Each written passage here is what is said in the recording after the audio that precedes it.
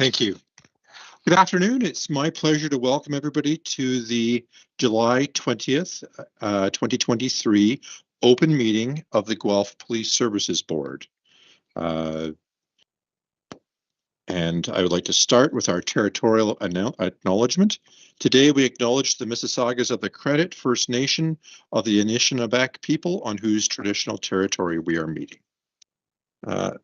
First item would be the declaration of conflicts or pecuniary interest under the Municipal Conflicts of Interest Act. Do I hear anybody make an any declaration? Hearing none, I'm going to declare that item closed.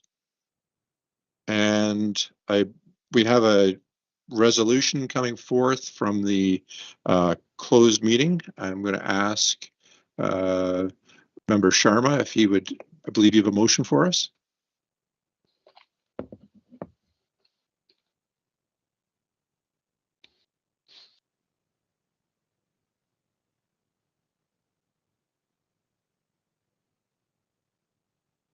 Sorry, I missed that, Chair. What would you like me to do? There was the motion from the closed meeting for the funding from the community fund. Right. I'm sorry. You have to walk me through what you want. I'm gonna let the mayor take this one. Okay, thanks. Oh, okay. I'll say that that's what maybe my nod to jump in. So I'll move the motion that $1,000 be approved to give to Immigration Services for their upcoming event out of the community fund, and seconded by Ajay. All in favor? Opposed? Hearing none, I'll declare that carried. Okay. Today we have a delegation to our meeting from Mr. Mahmoud Hussain. I just want to remind you that our process is that the delegate has up to 10 minutes to present to the board, and that we advise them at the 9-minute mark that they have 1 minute left. And I'm going to call on Mr. Mahmoud Hussain, who's a former president of the Rotary Club of Guelph, who's here to give a presentation to the board.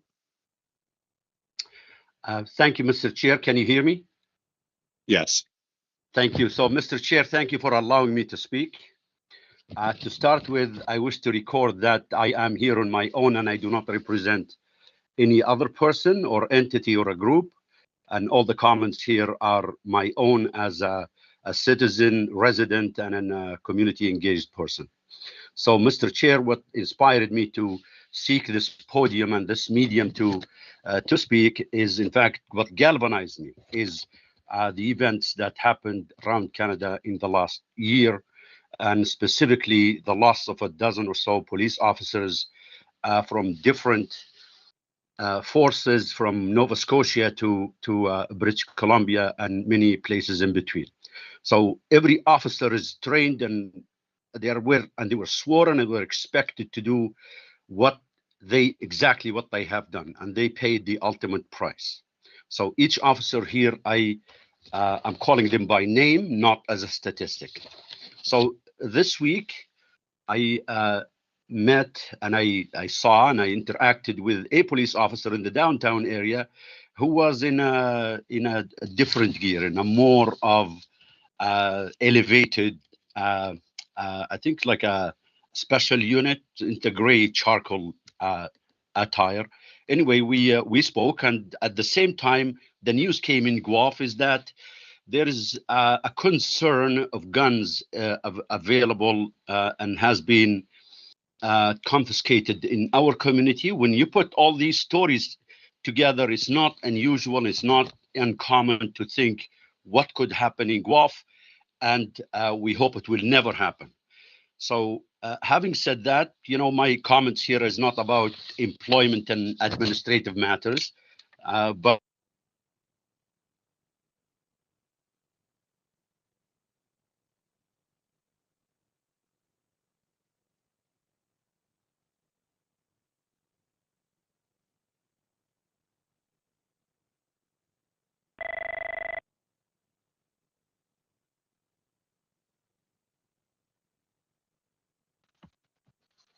Can you hear me? You have gapped out for about a minute to a minute and a half there, I would estimate. Okay, sorry. My comment is I personally have experience with several police departments around Canada from my travels and living around Canada, and I find all of them are positive experiences, and they are great people.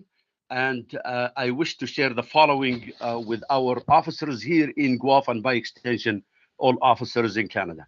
Number one, you are respectful, you are caring, and we appreciate you. And you provide a responsive and a necessary service. Two, we respect you and we trust you and we expect the best of you. And we cannot imagine our community without policing in it to keep our peace and prosperity. Number three, every time you leave your family and you show up for work and for your duty, please know that we got your back. I hope this becomes a national movement in support of our policing around Canada. Guelph Police Service values our pride, service, and trust in back at you. We are proud of you. We appreciate your service, and we trust you. The last one, trust, is the most important thing. Last month, the chief was in an event that's organized by my Rotary Club for newcomers in Canada, and the purpose of it is to build that trust and the introduction to many services. One of them is policing. So we trust you, police officers. We are proud of you, and you got our back. And these are my comments, Mr. Chair. I'm open for any questions if you like. Okay. Any questions from any members of the board? So I'm going to say, hearing none, Mr. Hussain, I'm going to thank you very much for your presentation. And it's thank you very much for taking your time to appear before us today and make this present. Sorry, it's Phil. Is there a question? No. Okay. So thank you very much for your. Thank you, and agreeing with you. Thanks. Thank you. Okay. Okay. So thank you. So now I will move on. Our next item is the approval of the minutes of the open meeting of June 15th. I need a mover and a seconder for that. Phil for the mover, Jane for the seconder. All in favor? Opposed? Seeing none, I'll declare that item carried. We have the approval of the agenda. Do I have a mover of the agenda? Jane, seconded by Cam. All in favor? All in favor? Opposed? Hearing none, I'll declare that item carried. Do I have a mover for the approval of the consent agenda? I got Phil and then approve Cam, and I'll declare that item carried. Oh, sorry. All in favor? Opposed? I'll declare that item carried. Our next is the item on the agenda is the discussion on the discussion agenda. Item 7.7 is the 10-year capital budget and forecast for 2024 through 2033. So I'm going to ask the Chief Kobe to open up the discussion on that. Perfect. Thank you, Mr. Chair. You can hear me? Yes, I can. So first of all, the board will note that obviously we're asking that the board receive today. Lisa, who I'd like to acknowledge Lisa's efforts and so many other folks who have built our capital forecast and our budget as we build longer term budgets and longer capital forecasts. It's a tremendous amount of work by everyone. You'll note Lisa's going to present it to you, and if you have any questions for her or I, you'll note that a lot of the capital budget is life cycle replacement, as well as an addition this year of developmental charge projects. I actually believe I streamed a little bit of Council's DC. I think you guys had a workshop last night or something like that. So I think those on Council will be familiar with that, some of it already. But with that, Lisa, I'll turn the floor over to you, and then please either Lisa, myself, Daryl, or Steve. We look forward to any questions. Okay, good afternoon. I will share my screen if I can and bring up the presentation. It's going to work.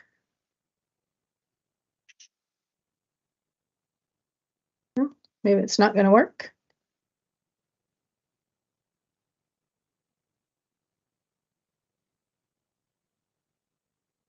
Can you see my screen?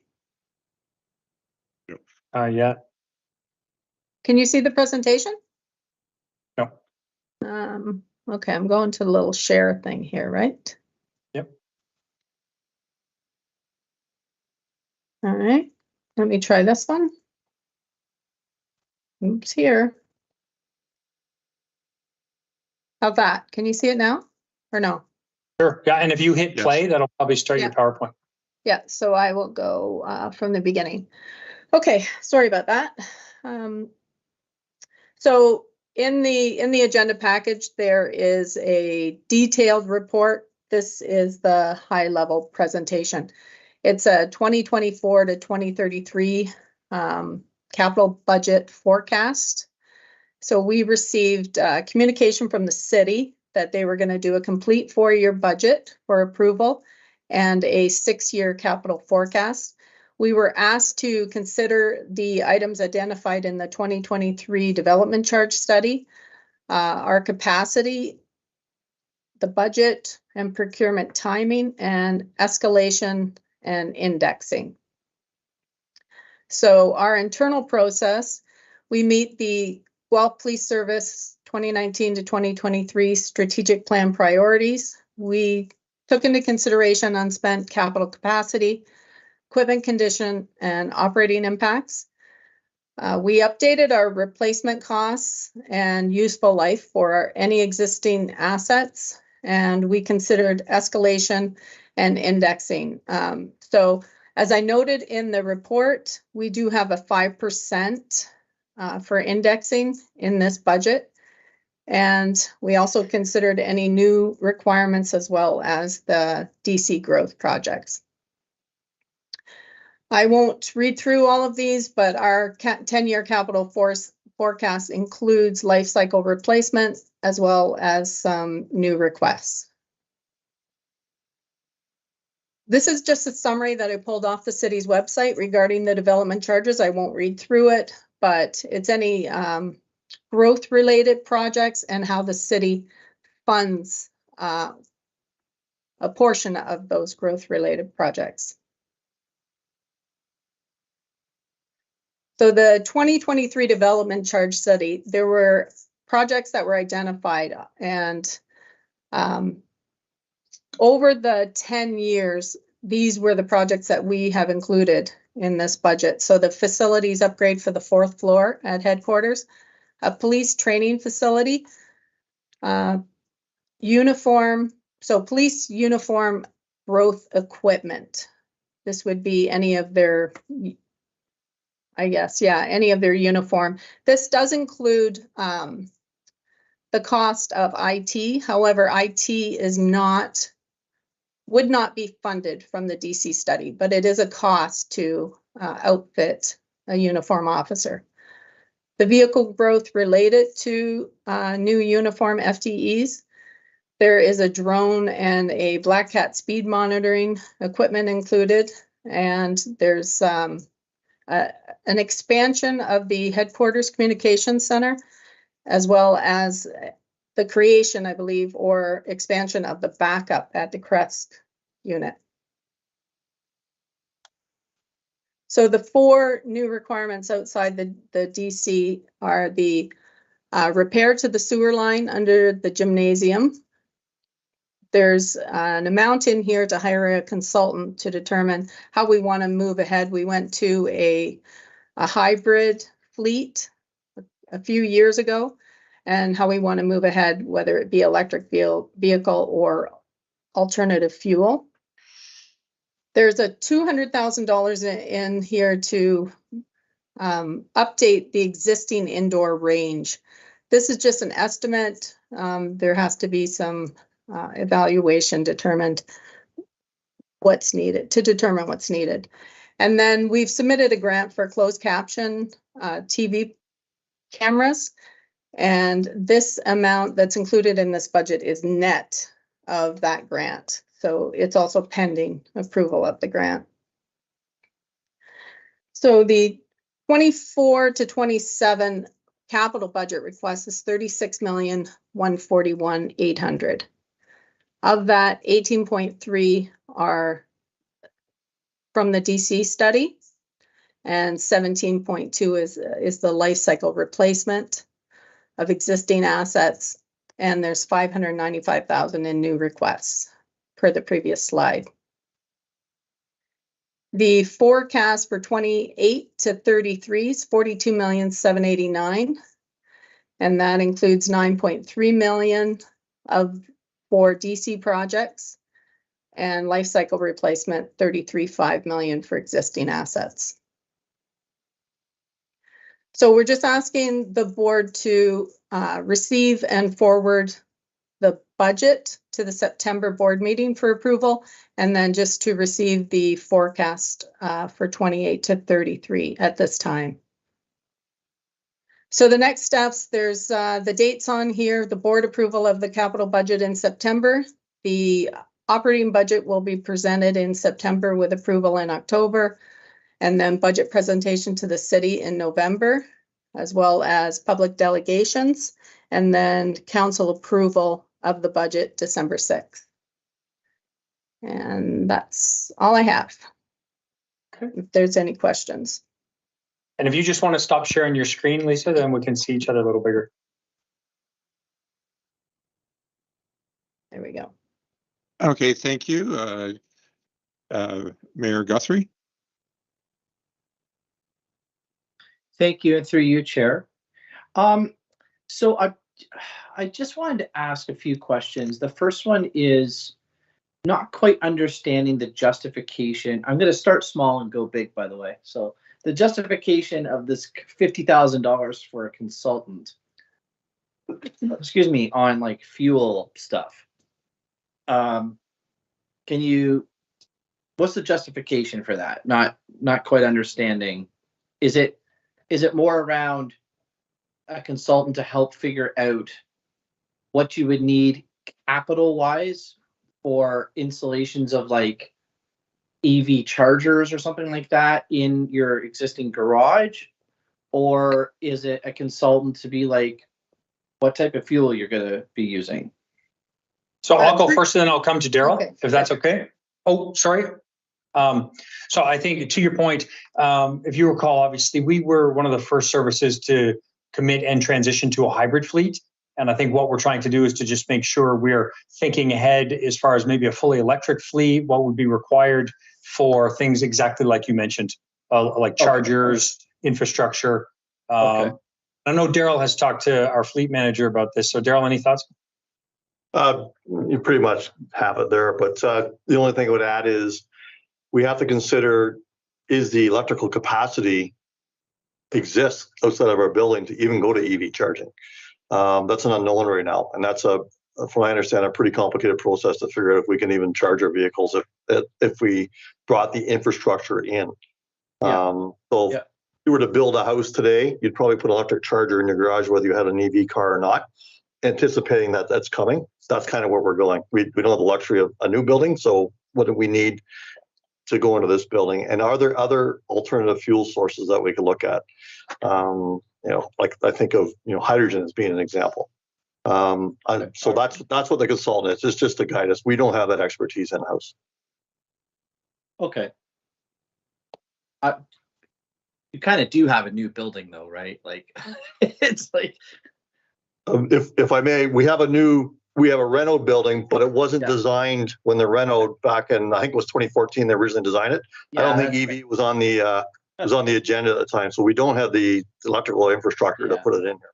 Yeah, fair enough. I know that from the city perspective, we had capacity issues, even just for the buses that we're getting as well. And that had to be factored in. So you've explained that. Thank you. I guess I'd be right in saying then that the outcome of that consultant's report may actually trigger future capital asks that would have to be worked into future capital. Yeah, okay, Syed's nodding, that's fine. All right, I'll move up. $200,000 for a shooting range, I think it is. Am I right? I think that's what it was. Yeah, I'll go first, and then you'll notice a theme here. I'm going to go first, and Daryl's going to go. So our indoor range is obvious. Sorry, Chief. Let me just finish the question there. I just want to make sure I was talking the right thing. At this point, Lisa was, transparent enough to say it's an estimate. It's an approximate cost. So between now and when we get ready to actually do our budget, will we have more firmer costs? I just don't want to say, well, it's 200, but then it comes back at 400. Yeah. So I'm thinking 200 is the worst case scenario or the highest amount. That's why that number's been provided. The rationale would just be to modernize, to make sure that, for example, the range is very old. So we use it for training. We rely on it. Things like, hearing, decibel levels, etc. So certain requirements have evolved, at least since the range. Daryl, do you want to touch on that? Yeah, just to make sure we follow the Occupational Health and Safety Act as well, in terms of venting, noise, as the chief already mentioned, and it's just a modernization of the range to make sure targets move in there. So there's some electronic pieces to it as well. So it's something to get us through the next couple of years. You may ask another question later on, and as you go up, or a training facility. So maybe I'll leave that part till you get to that question, if you have that question. Well, that's a good segue, Deputy. I don't even need to ask the question. So that's where I was going to go next, which is that the training. Again, I'm just looking at costs, and I'm looking at reasoning, and I'm looking at, is there shared facilities somewhere else? I just want to make sure everything's been vetted through a lens of other options, and I'm sure it has. That's not an untrustworthy kind of comment. I'm sure it has, but it's good for me and the board to hear what's going on there with the training facility and why. Go ahead, Daryl. You're on a roll. Thank you. So this is a long-term projection with incorporating development charges. So we did speak with the city about incorporating development charges and expanding our range. So the current range we have, so the $200,000 amount that we put in to get us up to snuff, if you will, to get us through. The longer vision is to build a proper training facility so that we can do all of our firing indoors. Right now we have a combination. We fire outdoors and indoors. And if you think of weaponry as changes, we now have what's called a carbine. So it's a rifle, if you will. It adds a safety measure for our officers when they're out on the road. We don't have an indoor place to fire that because it's meant for longer distances. So the incorporating a training facility will accommodate that. It'll address, as the city of Guelph grows, us firing outdoors will have an impact upon noise, environmental, and safety. So I'm envisioning our current situation now, in a couple of years from now, will probably be not as ideal. That's why we're identifying the need for an indoor facility. Okay.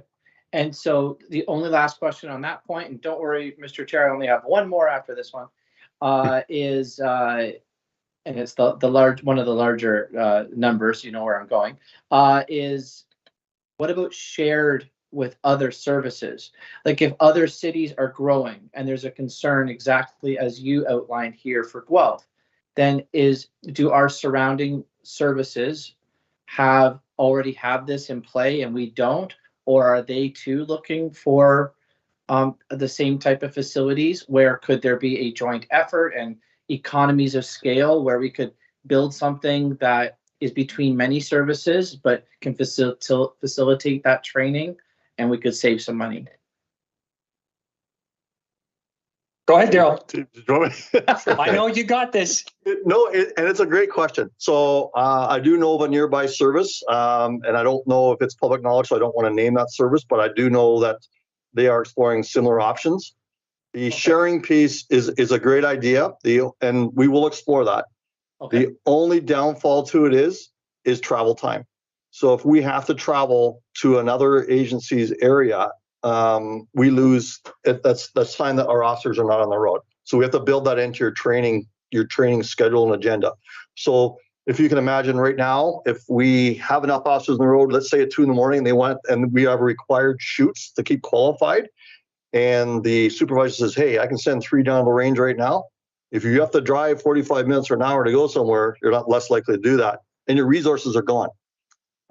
They've left here. So I think it's a great idea. I'm just not sure if we'd be able to actually carry it through. And we would be subject to the availability of that facility if it was somebody else's. Okay. It's a takeaway. It's just a comment. I mean, this is why this is here in front of the board now, right? Comment, talk about things.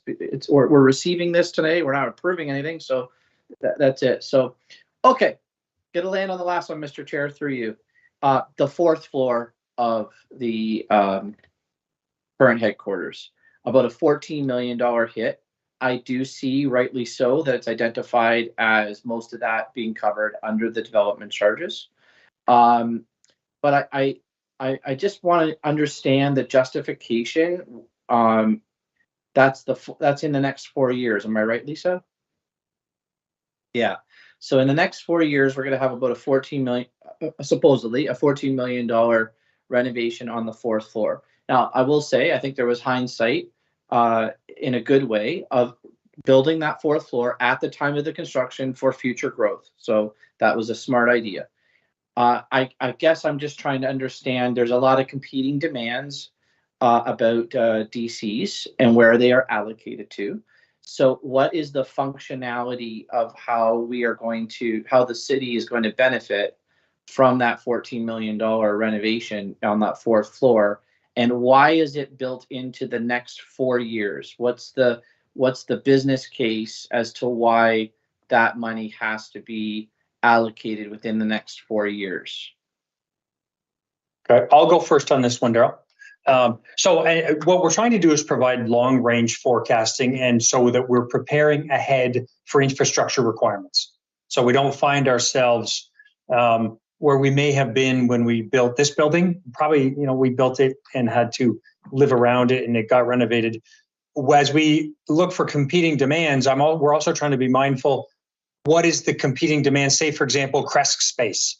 So is there an opportunity if we develop the 4th floor, will that free up the existing real estate that we're using in the south end to support GWEMS and GFD?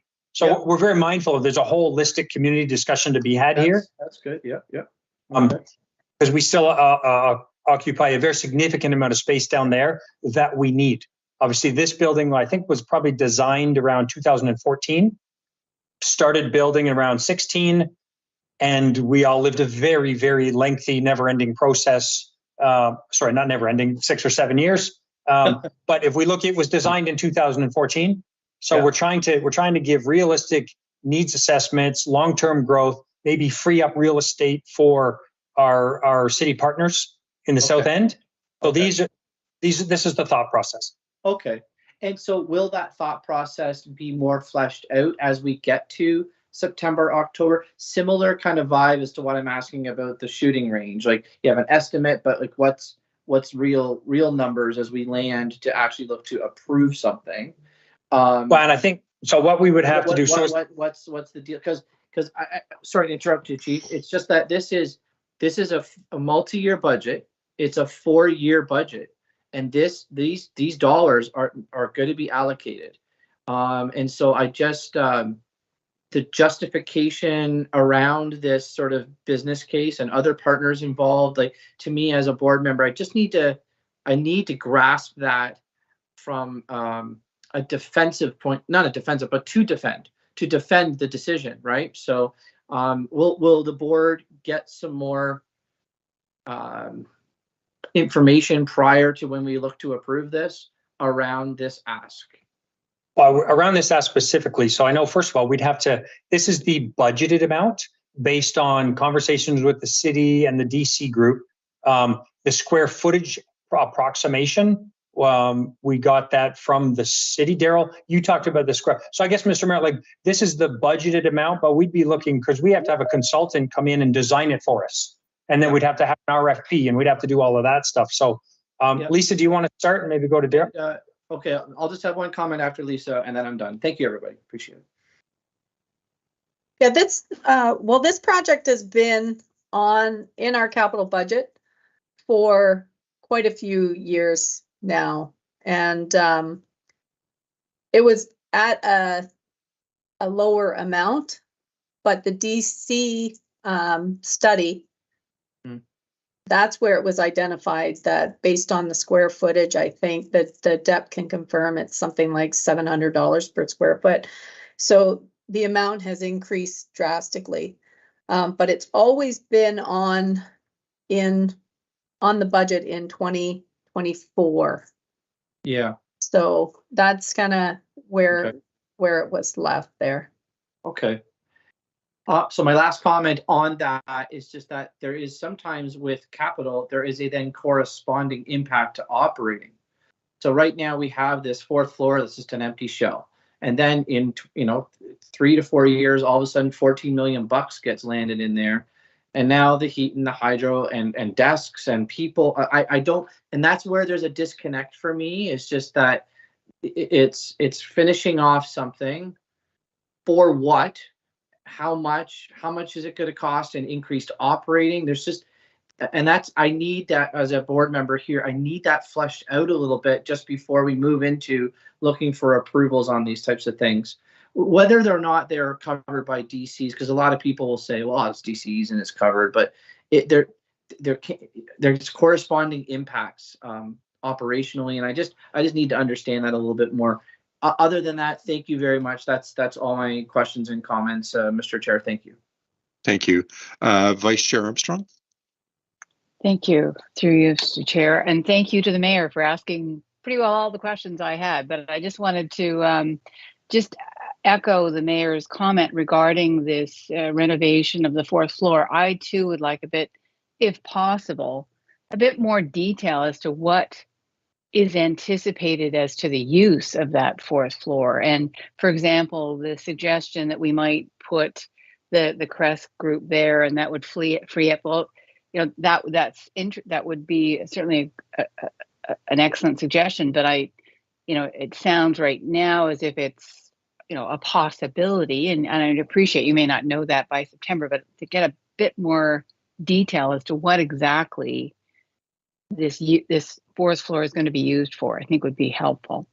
The second follow-up I have is with respect to the training center. Correct me if I'm wrong, but I believe the DC budget only, the 7 million is only with respect to the construction of the center. It's not the land. Is that my understanding?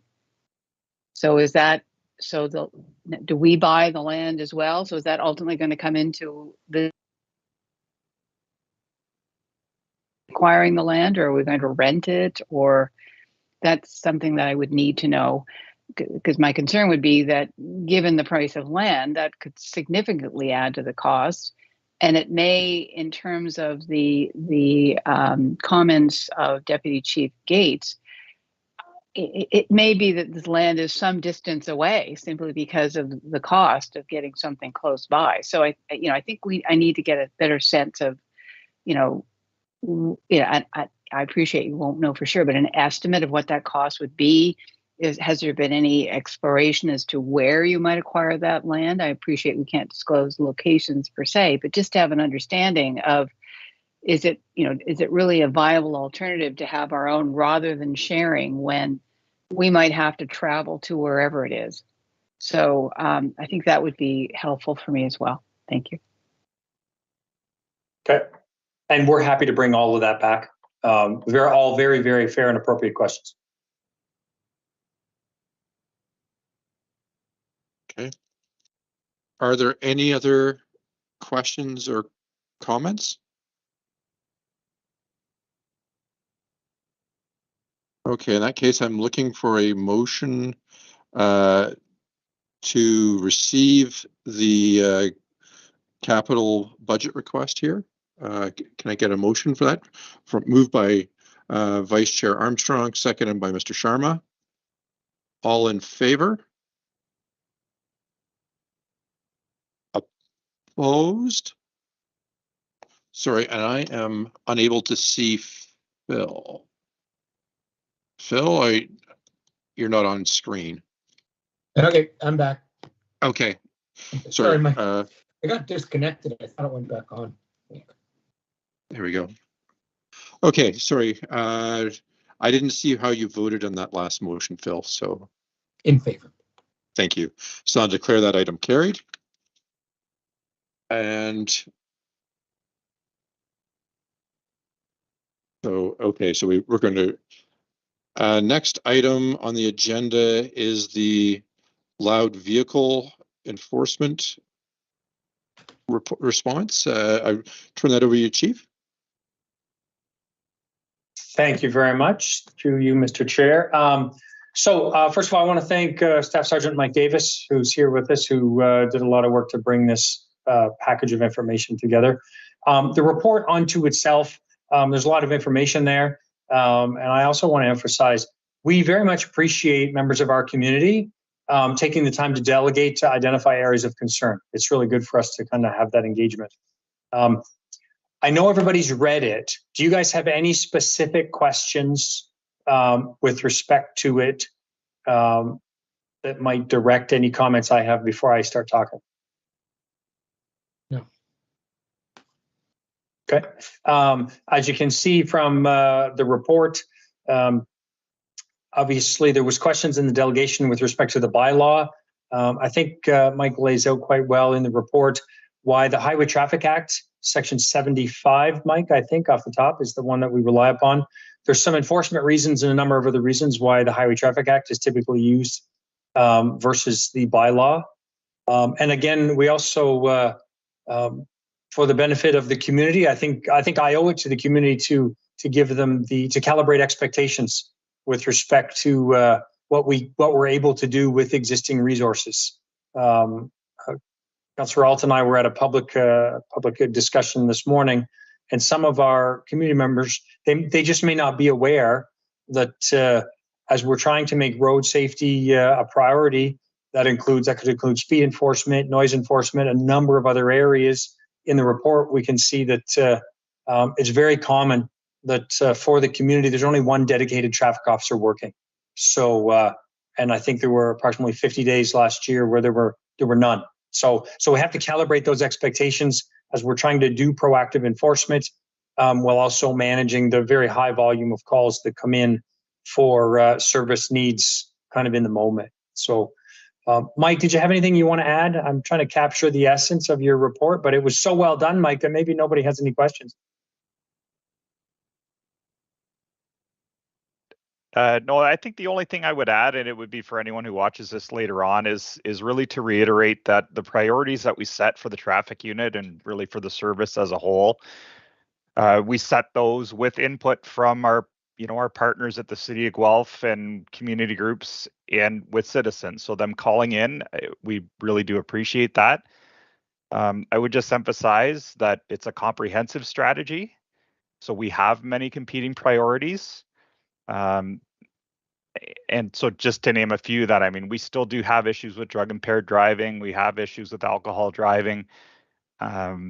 We have issues with aggressive driving that we have to deal with. And this being a local complaint, we have many local complaints, specific to the City of Guelph. So we regularly receive complaints about pedestrian crossovers, stop signs, speed. Speed is definitely our number one traffic related complaint. And so I would just emphasize for anyone who's concerned about one issue is just to remember that we have many competing priorities that we're trying to address with the resources that we have. It would just be that reminder.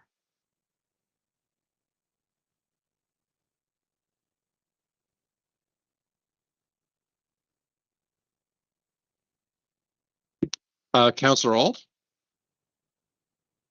Thank you very much for the presentation. I'm reading conclusion. I think it's quite solid, but what I've had is a couple of people already asked me for how they get access to the report. What's the easiest way? Because I've got it behind a firewall. I can't send it to them myself. So how would they be able to get it? Sure, I'll take that. So through you, Mr. Mayor. Oh, Leslie's going to take that. I see a hand. If people want to go on to the guelphpolice.ca website, you'll see in the top right-hand corner, there's a spot that says About GPS. It's a drop-down menu, and it lists Police Services Board. So you would click on that. And then underneath, you'll see there's agendas, meetings, and minutes. And that brings you to the agenda package. Now, Phil, I can send that link to you directly if you want to be able to share it with people rather than say, here you go, here you go, here. But if people go to the guelphpolice.ca website, they go to the Police Services Board section and open the meeting package for today, that will give them the entire package. And you'll see on that first 2 pages, the agenda pages, I do have a link set up. So it's item 7.8 on the agenda. You just click on 7.8 and it brings you exactly to that report. Does that help? Thank you, Mary. That's great. Thank you. For this time, it would be great if you would just send that report, but it's very clear what you just outlined, how a person would be able to get it in the future. Sure, and like I say, I'm happy to send the link as well. And if anybody has any issues accessing it, they're welcome to email board@guelphpolice.ca, and I can certainly help them access it. Not a problem. Thank you very much. Thanks. Okay. Are there any other questions or comments on this related to this report? Mr. Sharma? Thank you. I just wanted to, so section 75, sub 4, unnecessary noise. I see there was 5 tickets basically issued for that, or 5 charges.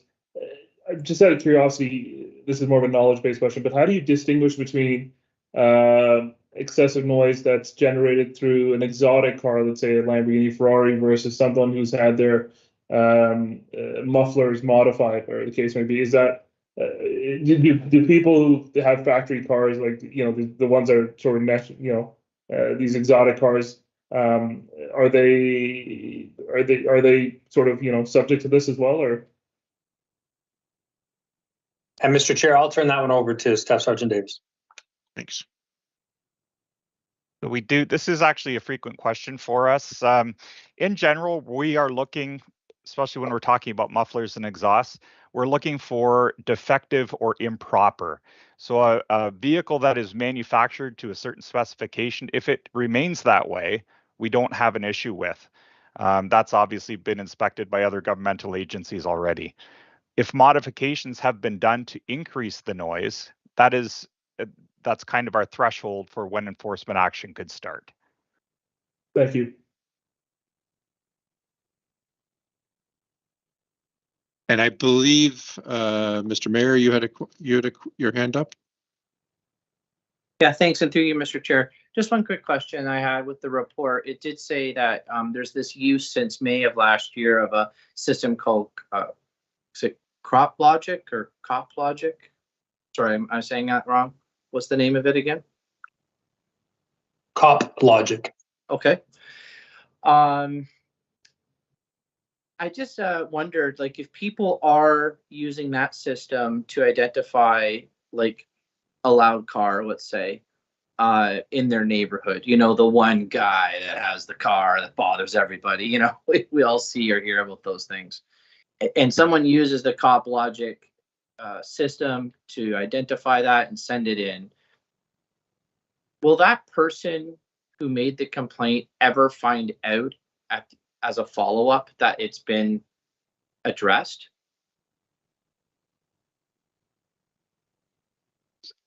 So I can speak in relation to all complaints, not just ones that are received on CopLogic. We do try to have contact with them after the complaint is made. If the issue is addressed immediately, so if we take an educational approach and say perhaps call the person, we may give contact back. We may give contact to the original complainant prior to taking either educational or enforcement action to gauge the extent of the problem, maybe to establish a lifestyle of when the person is coming and going from the residence and the vehicle could be observed, or heard. So there is generally contact regardless of which way the complaint is submitted. Okay. Vehicle exhausts, I will say this, sometimes we can't deal with them immediately where we are trying to get them on the road so we can take enforcement action. That can take a significant amount of time. There may not be contact later, and we generally do not disclose to a person when enforcement action has been taken against another private individual. Of course, and that should be expected, 100%. Yeah. Okay. Okay. And so, do you have any breakdown of how many vehicle noise complaints came through CopLogic? I saw data there since last year, but I don't know if it was broken down into the use of that. And where I'm getting with this, Chief, and everybody is there an educational portion out of this where if that is a way that things can be logged, that maybe we need to do an overall better job of just telling people how CopLogic is available and to be used and such. So I'm just wondering if there's an educational point of that system that needs to be amplified for the community. I'll go first, Mike. I would suggest there's always an opportunity for us to maybe enhance both communication and education. CopLogic is online reporting that applies to numerous other things, not just this situation. There's certainly communication and education with respect to loud vehicles, because we've run different campaigns with those over the years. Yeah. But that's a great takeaway from us, either maybe through Scott or media or comms, how we can kind of just articulate more frequently with the community what CopLogic is, what it can and can't do. I'm sure there's always opportunities to evolve there. Okay. Mike, anything to add? No, I would just say, as far as breaking them down, CopLogic is really a pride initiative. So we kind of fall under some rules that are established by another agency. As far as traffic complaints being submitted on CopLogic, there are 3 types of complaints, and none of them specifically identify loud vehicles. So there's an ongoing driving complaint, there's a chronic complaint, and there's school bus complaints, and they're going to submit under really 2 of the 3, but we can't run a report that necessarily separates those into specific offenses.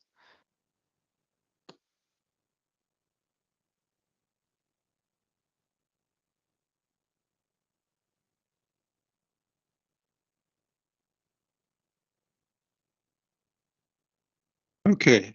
Any other questions or comments? Hearing none, I'll move on to the Chief's monthly report. Chief Kobe, if you could please provide us an update. Sure. I'd like to start off. We've had a lot of conversations. We continue to have a lot of conversations with respect to how we can best support our downtown. So our supplemental staffing initiative continues in the downtown core. The vast majority of the days now, in addition to maybe one of our community resource officers or Connor, our downtown resource officer, vast majority of days we have our 2 officers who have been supporting that initiative. Certainly the response we get continues to be very favorable. We're in the process now of collecting data through surveys, both of our business owners and folks that our members come into contact with the downtown. So I look forward to reporting that. Certainly anecdotally, the vast majority of the feedback has been positive for a downtown. Sorry, I'll stop there. Mr. Mayor, did you have a question? I saw your hand move. Nope. Obviously, the original plan was for that project. Obviously, it's not a long-term, it's not a sustainable over the long term. I know we mentioned this before, but right now, it's our members coming in on days off that are making that possible. So we're going to have to have longer-term discussions with respect to the viability of that moving forward once we have the data to find out our community's thoughts in relation to the program. I'll stop there for a sec, Mr. Chair, on that issue, just to see if anyone has any questions or comments. No. Our next one, and sorry, the community may have seen a news release this week that we put out in relation to some concerning trends in the last 6 or 8 weeks as far as our members conducting enforcement duties and coming into contact with folks using illegal weapons as part of these activities. On May 25th, search warrants were executed at several residents in regard to drug trafficking. During the search, 2 loaded handguns and a large quantity of ammunition were located. June 1st, a short time later, search warrants were again executed in relation to drug trafficking investigation. And during the search, 2 rifles, several real and replica firearms were located. And then finally, on July 5th, incident to an arrest, a 21-year-old male was found with a loaded Glock 9mm handgun in his waistband on his person. So I think it's important that we're mindful. We are not immune from the trends and activities being experienced in the larger urban centers all around us. So we'll continue. I think the enforcement actions demonstrate our commitment to address these activities, but it certainly is something that is much more common than it would have been even probably 5, certainly 10 years ago. A trend that is being noticed more and more by us and our policing partners throughout the province. I'll stop there for a sec, Mr. Chair. Yes. Phil, a question? Thank you. Chief Kobe, what struck me about that was the word replica. Do I need to be concerned about replicas, or is that just someone's conceit? Is it a fake gun, or is it a gun capable of harming? Well, I think so. A replica gun by definition is not an operational firearm, but it certainly can be used for intimidation, for other things. It's certainly a replica firearm in the hands of someone that then comes into contact with our members, can have very, very dangerous consequences for everyone involved. Deputy Gates or Deputy Chief Gill, let you give some more insight on that. Yeah, and this is one of the things we spoke about this morning a little bit, but certainly when it comes to replica firearms, traditionally within the city, we have seen them from time to time, whether they're airsoft guns, other toy guns being made to look like more real guns. The reality is when they're used in a criminal offense, whether it's a store robbery or not, if you're the victim of somebody using that replica in the commission of an offense like that, it quite honestly has the same impact as it would if it was a real gun, apart from it being discharged, of course. So yeah, when it comes to replica firearms, they are very concerning, but as the chief alluded to, even more concerning are the real guns that we're seeing within the community. Yeah, thank you. Just a quick one. So a replica gun would invoke an elevated response from any police officer responding, I would presume. Generally speaking, yes, I would say that was correct. I mean, if we did not know it was a replica, because if somebody's displaying a firearm in an aggressive manner, for example, a robbery, we are going to assume that that's a real firearm and treat the situation as such. Thank you. Okay. I'm almost done, Mr. Chair. You may have also seen a media release this week as far as drop 911 calls. Last month, we had over 2,800 drop 911 calls for the service. So that's almost 3,000 times that our communicators are having to respond to those calls. So obviously, I think the greatest thing we can say, if you accidentally call 911, please do not hang up the phone. Please stay online so that the communicator that gets the call can talk to you. You can't hang up fast enough for it not to register with our communicators. If you hang up, that is going to necessitate a great deal more follow-up for members to realize that it is not a real 911 emergency, because we have a protocol that we have to follow. Some, whether it be iOS or Android devices, certain updates to certain operating systems, sometimes certain buttons pushed at the same time can activate 911. We certainly aren't saying deactivate any features, but we are saying please be mindful of the features that exist. If, say, for example, your phone in the cup holder driving in the car is repeatedly hitting a button that could call 911, it's a very, very heavy call response resource requirement to make sure that no one needs emergency assistance. And all those drop calls take away time for what could be a legitimate emergency that we're not able to respond to as fast. So with that, I have no other updates, Mr. Chair, in the absence of any questions. Thank you, Chief. Any questions or comments from anybody arising from that presentation? Hearing none, I'll declare that closed. And next item is new business. Are there any items of new business? Hearing none, I will declare that closed. Our next item is information items.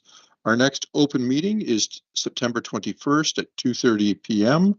Via Teams, and it'll be live streamed on YouTube. At this point, I request a motion for adjournment. Mr. Chair, Mr. Chair, could I Yes. just ask a quick question? I'm sorry, I don't have the agenda in front of me right now. I'd have to toggle screens here. Was there something, and I can't remember, I thought maybe it was in the consent, and so my apologies. Was there something about the committee setup, committees? Like Yes, that was item 7.2 of the consent agenda. It was embedded in the consent, and so that was laid out then as, so is the makeup of the committees, Mr. Chair, as stated? Correct. Okay, thank you very much. And I'm happy to move whatever you were about to ask, if it was adjournment or whatever. Yes, it was adjournment. Oh, okay, I'll move that then. Seconded by Councillor Alt. In favor? Opposed? Seeing none, carried. Thank you, everybody.